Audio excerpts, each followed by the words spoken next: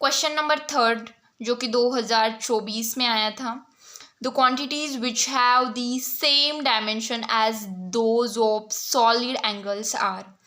First option is a strain and angle, second stress and angle, third strain and arc, fourth angular speed and stress. तो solid angle का dimension, solid angle is dimensionless quantity. आपको पता है, जो कि important point में हमने पढ़ लिया है, डायमेंशनलेस क्वांटिटी. और सॉलिड एंगल हो चाहे प्लेन एंगल हो, तो यहाँ पे एंगल वाले ऑप्शन हो सकते हैं.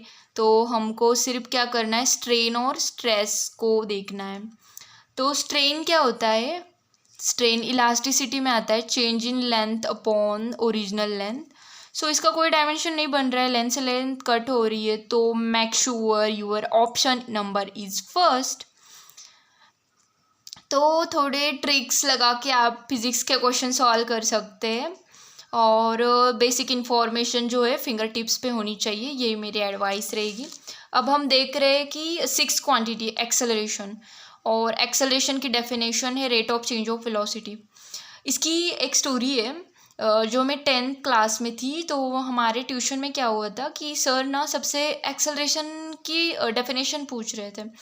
और मेरे आगे जस्ट एक गर्ल बैठी थी, तो वो एक्सेलरेशन की डेफिनेशन इतने ज़ोर से उसने 4 से 5 बार बोली थी. तो rate of change of velocity acceleration होता है, rate of change of velocity acceleration होता है, रेट ऑफ, ऐसे उसने 5 बार बोला.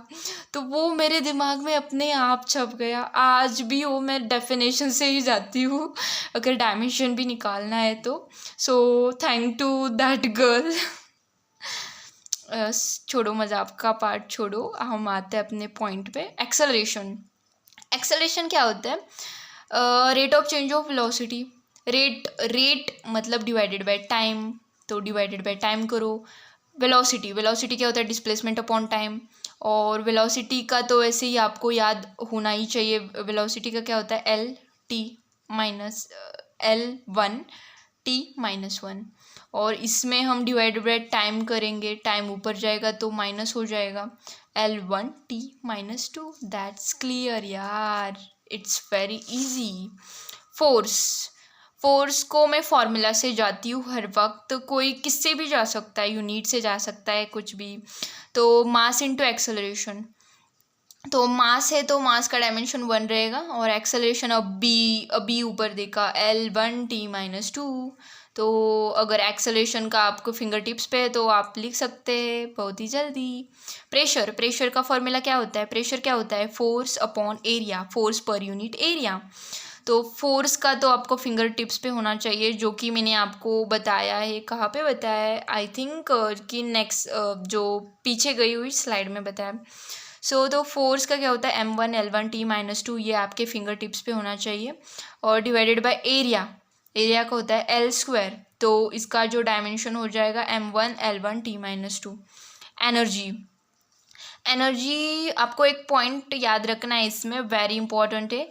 ऑल टाइप ऑफ जो एनर्जीज होती है, सारी टाइप की एनर्जी ले लो, वो उनका सबका डायमेंशन सेम होता है. तो मैं क्या करती हूँ, मैं हमेशा एनर्जी आए तो काइनेटिक एनर्जी का फॉर्मूला हमें बहुत जल्दी से याद आ जाता है, दैट इज़ ½ mv². तो मैं क्या करती हूँ, इसमें से निकाल लेती हूँ मास का m, और वेलोसिटी, वेलोसिटी का तो हमने देखा डिस्प्लेसमेंट अपॉन टाइम L1T-1, लेकिन इस यहाँ पे स्क्वायर है तो हम लिखेंगे L2T-2. और मास हो गया यार, वेरी इजी है, सिर्फ पढ़ना है, रिवीजन करना है. तो अब हम 10 देखने जा रहे हैं, दैट इज़ पावर. और आपको तो आपने अगर कोई वर्क एनर्जी पावर चैप्टर पढ़ा होगा, तो उसमें होता है कि पावर को कैसे लिखते हैं, फोर्स इंटू वेलोसिटी. पावर जो होता है फोर्स डॉट वेलोसिटी का, ये डॉट प्रोडक्ट होता है फोर्स का और वेलोसिटी का. तो फोर्स का तो मैंने आपको बताया था पीछे कि फिंगर टिप्स पे होना चाहिए. इसका डायमेंशनल फार्मूला क्या है, M1L1T-2. वेलोसिटी का भी फिंगर टिप्स पे होना चाहिए L/T. तो इसको सॉल्व करेंगे तो ये ऐसे आ जाएगा, टाइम ऊपर गया तो -1 हो जाएगा, जो कि मैंने पिछले ही स्लाइड में बताया है आपको। फ्रीक्वेंसी क्या होता है? फ्रीक्वेंसी का फॉर्मूला होता है 1/टाइम पर सेकेंड, इसका यूनिट होता है ना, उससे भी याद रख सकते हैं। तो मास का कोई डायमेंशन नहीं आ रहा है इसमें, लेंथ का भी नहीं है, टाइम का -1 है। Dimension of time in frequency is -1। Angular velocity का फॉर्मूला क्या होता है? एंगुलर वेलोसिटी, जैसे कि हमने देखा लीनियर वेलोसिटी का डिस्प्लेसमेंट अपॉन टाइम होता है, वैसे एंगुलर वेलोसिटी का होता है angular displacement upon time. Angular displacement जो होता है वो डायमेंशनलेस होता है। तो हम सिर्फ टाइम का लिखेंगे, टाइम ऊपर जाएगा -1 हो जाएगा। Important point, wait important point पे ज़रा नज़र डाल दो। Frequency and angular velocity have same dimension, जैसे कि ऊपर ही है। फ्रीक्वेंसी होता है 1/टाइम और एंगुलर वेलोसिटी होता है एंगुलर डिस्प्लेसमेंट अपॉन टाइम, लेकिन एंगुलर डिस्प्लेसमेंट का कोई डायमेंशन नहीं आ रहा है तो 1/टाइम ऐसा कंसिडर कर सकते हैं, तो दोनों का डायमेंशन सेम होता है। Work, energy, torque have same dimension, जैसे कि मैंने पिछले ही स्लाइड में आपको बताया है कि all type of energy have same dimension. तो work is one type of energy होती है, तो इसका और इसका डायमेंशन सेम हो जाएगा। और टॉर्क का अगर आपको निकालना है, रोटेशनल मोशन में आता है ये, फोर्स इंटू डिस्प्लेसमेंट आप निकाल सकते हैं। जैसे मैंने आपको बताया था कि फोर्स का डायमेंशन जो है वो आपके फिंगर टिप्स पे होना चाहिए, m1L1T -2, और उसको मल्टीप्लाई करेंगे डिस्प्लेसमेंट से, डिस्प्लेसमेंट L, तो आपको इसका डायमेंशन इस सारे से मैच होता हुआ दिखेगा। तो work, energy, torque have same dimension. ये जो इम्पोर्टेंट पॉइंट है हम देख रहे हैं, वो आपको क्या करेंगे कि कोई भी इजी क्वेश्चन आए या फिर हार्ड भी आए तो आपको ये इम्पोर्टेंट पॉइंट से वो कम टाइम में कैसे सॉल्व करना है ये बताते। तो हमारा थर्ड इम्पॉर्टेंट पॉइंट ये है कि Planck constant and angular momentum have the same dimension. मैं क्या करती हूँ, प्लैंक कांस्टेंट का अगर कोई कभी भी मुझे डायमेंशन निकालना होता है तो मैं क्या करती हूँ, उसका यूनिट मुझे याद है जूल एनर्जी। जूल से मैं एनर्जी याद करती हूँ, एनर्जी का डायमेंशन लिखती हूँ, फिर सेकेंड और मल्टीप्लाई बाय टाइम कर देती हूँ, तो ये आ जाता है। और एंगुलर मोमेंटम का मुझे याद रहता है MVR। आपको भी, आप ना ऐसे करो कि किसी को फॉलो मत करो, मतलब आप क्या कर सकते हो कि आप ये कर सकते हो कि अपने तरीके से जा सकते हो, मतलब अपना तरीका, मतलब किसी का अलग होता है यार। कोई यूनिट से जाता है और कोई फॉर्मूला से जाता है, तो सबके अलग अलग होते हैं कंसेप्ट खुद के बनाओ और अच्छे से बनाओ। एंड तरह से हम आ गए हमारे फोर्थ क्वेश्चन में। द डायमेंशंस M1 मास की power 1, L1 T -2 and ampere की पावर -2 बिलोंग्स टू द, मतलब ये पूछ रहा है कि आपको डायमेंशनल फॉर्मूला दिया है और इसकी फिजिकल क्वांटिटी पूछ रहा है। तो आप क्या कर सकते हैं कि फर्स्ट में इलेक्ट्रिक परमिटिविटी पे जा सकते हैं, मैग्नेटिक फ्लक्स, सेल्फ इंडक्टेंस। मैं क्या करती पता है, तो मैं थर्ड में जाती, सेल्फ इंडक्टेंस, क्योंकि मुझे पता है energy is equal to ½ Li², मुझे रटा हुआ है, सच में रटा हुआ है। तो मैं क्या करती, इसमें से सेल्फ इंडक्टेंस को ऐसे निकाल लेती, फिर इसका और ये फाइंड करती। लेकिन वेट, इससे मेरा आंसर नहीं आता यार, क्योंकि यहाँ पे M1 तो है, L2 है, यहाँ पे आपको L1 चाहिए यार। L1 लेंथ का डायमेंशन 1 चाहिए, यहाँ इसमें तो 2 आ रहा है, तो ये आपका आंसर नहीं हो सकता। तो फिर आप जा सकते हो, कैसे भी जा सकते हो, जैसे आपकी मर्जी हो। मैग्नेटिक फ्लक्स में जा सकते हो, मैग्नेटिक फ्लक्स का फॉर्मूला तो पता होगा, जो कि 12th और रिपीटर है, और जो कि 11th है, घबराओ मत, आपको आगे आ जाएगा। मैग्नेटिक फ्लक्स का फॉर्मूला होता है B.A, magnetic field dot area. और आपको ऐसे लगेगा कि दीदी मैं मैग्नेटिक फील्ड कैसे निकालूं। मैग्नेटिक फील्ड के लिए आपको ये तो याद होगा, force is equal to ILB, होता है एक फॉर्मूला जो कि अगर आपने चैप्टर नहीं पढ़ा है तो आप फ़िलहाल याद रख सकते हो, और अगर आप चैप्टर पढ़े हुए तो आपको याद होना ही चाहिए। जैसे कि हमने लिखा magnetic flux B dot A, B का इस F is equal to I L B, इससे निकालेंगे हम, देखो ऐसे निकालेंगे, बी को ऐसे रखेंगे साइड में, और फिर फोर्स के नीचे आ जाएगा ये करंट और लेंथ, और फोर्स का फिंगर टिप्स पे होना चाहिए। मैं बार बार कह रही हूँ कि जो मैंने 9 पहले फिजिकल क्वांटिटी बताई थी उनका सबका डायमेंशन फिंगर टिप्स पे होना चाहिए आपके। तो फोर्स का आपके फिंगर टिप्स पे होना चाहिए M1 L1 T-2, और ये क्या है, करंट, करंट यानी एम्पियर, एम्पियर ए से डिनोट करते हैं ना, तो ए और एल से एल कट जाएगा और ये बच जाएगा M1 A-1 T-2। Wait wait wait, यहाँ पे आप एक गलती कर सकते हो, आपको लगेगा कि बी का डायमेंशन, आपको क्या फाइंड आउट करना है, आपको इस डायमेंशनल फॉर्मूला की फिजिकल क्वांटिटी फाइंड आउट करनी है। तो आप कंपेयर कर सकते हो M1 L1, लेकिन यहाँ पे L2 आ रहा है तो ये आंसर नहीं हो सकता, तो सेकंड ऑप्शन ये भी हमारा आंसर नहीं है।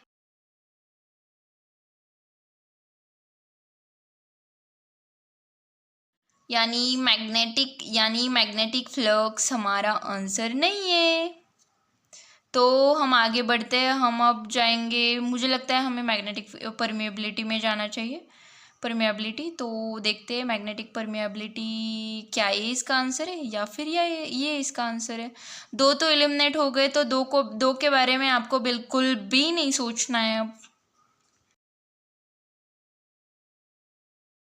मैग्नेटिक परमेबिलिटी म्यू से डिनोट करते हैं, और मुझे एक ऐसा ही फॉर्मूला याद है जिसमें मैग्नेटिक परमेबिलिटी आ रही है। तो magnetic field is equal to, कोई इनफाइनाइट वायर हम देखें और उसके अगर पी पॉइंट में आर डिस्टेंस पे हमें पी पॉइंट और आर डिस्टेंस पे अगर मैग्नेटिक फील्ड निकालनी है तो उसका फॉर्मूला होता है mu not I upon 2πr। तो इसमें से हम मैग्नेटिक परमेबिलिटी निकाल सकते हैं, जो कि आता है B/2πr। ये तो पूरा कांस्टेंट है, तो इसके सॉरी 2π कांस्टेंट है, आर थोड़ी कांस्टेंट है, आर रेडियस किस में है, सेंटीमीटर में मेजर करते हैं, तो आर का डायमेंशन L आ जाएगा। इसका कांस्टेंट का कोई डायमेंशन नहीं होता है, 2π इस कांस्टेंट का कोई डायमेंशन नहीं होता है। और मैग्नेटिक फील्ड का हमने अभी निकाला है, इसको यहाँ पे पेस्ट करते थे, कॉपी पेस्ट कर देते हैं, और फिर करंट ये करंट है तो इसका आ जाएगा एम्पियर, और हमने देख लिया। तो इस फाइनल रिजल्ट को हम इससे कंपेयर करेंगे, M1 L1 T-2 A-2, M1 L1 T-2 A-2. Yes, we get our answer, and our answer is fourth option, that is magnetic permeability.